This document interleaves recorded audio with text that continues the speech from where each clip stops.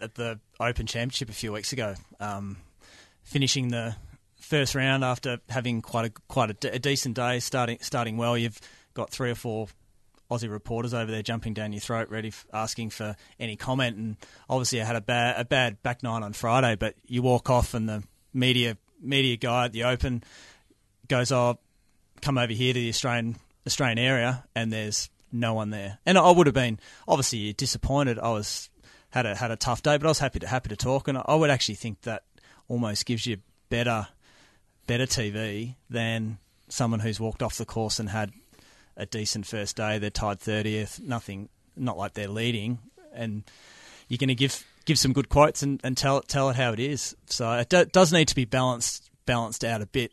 That's a really good point, and that's part of my point. I think is it can be very, very quiet and then extremely loud.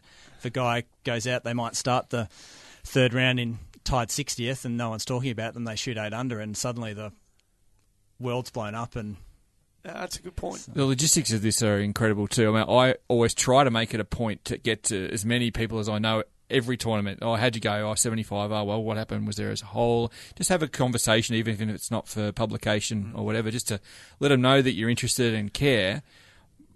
And I totally agree with Matty. And a couple of years ago, I had a ripping interview with Scott Henn when he missed the cut at the Open. It was some of the most colourful stuff I've ever seen as a journalist.